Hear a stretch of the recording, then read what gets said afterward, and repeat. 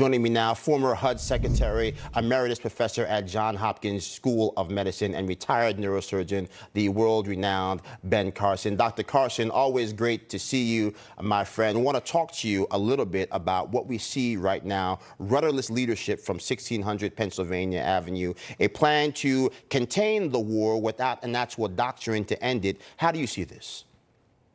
Well, Joe, it's good to be with you. I think those on the left believe what they're doing is for the best interest of everyone.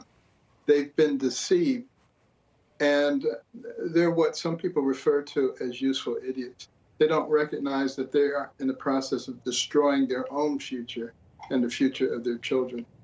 And what we have to do is be much more aggressive, I think, in terms of presenting those things that are logical and that make sense.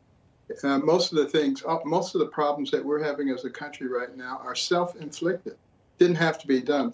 And one of the biggest risks that we face right now is the dismantling, basically, of our justice system. It is, America was a place that people look to as a place for fairness for everyone. I don't think anyone sees us that way now. We're a laughing stock of the world. I talk to a lot of people in other countries, and they say, "What happened to you guys?" They're just as disappointed as we are because we were the beacon of hope for the rest of the world. Absolutely. And, I don't think it's too late to reverse it, but we have to realize what we're up against. We're up against ideologues who will do anything.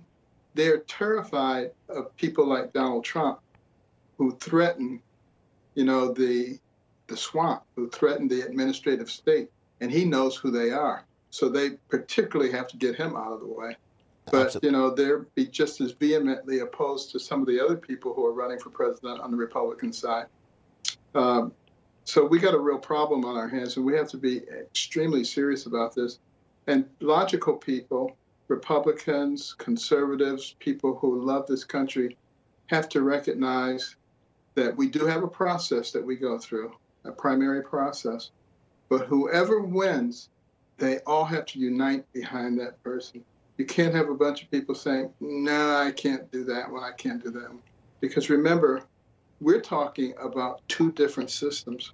We're talking about liberty and justice for all and the American Constitution, and we're talking about changing it into something else, something that is of, for, and by the government instead of by and for the people.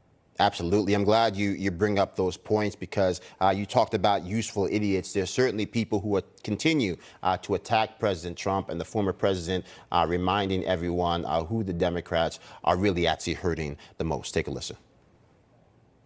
The real victim isn't me. The real victim is you. The deep state is trying to stop you from voting for the only candidate who will restore power to the American people, and they understand that.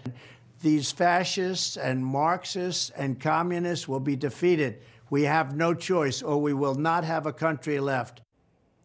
What's your take there? I mean, there's so much happening right now. The fact that we have, again, a cloud of corruption hanging over this Biden administration with emails that say that money was paid, with White House logs that says that FaceTime was given and access was granted. How do you react to what President Trump had to say there? Well, I think he's right on target. I mean, we saw this week dramatic testimony from the whistleblowers about things that are going on that affect all of us. And most of the mainstream media didn't even cover it. They don't even talk about it. And, part of their strategy is to keep people ignorant. I remember I was coming home from the airport, and the driver, I asked them about Hunter Biden's laptop. He didn't know anything about it because he doesn't listen to certain channels like Newsmax. So what happens when you can just deceive people and manipulate people, and that becomes your purpose?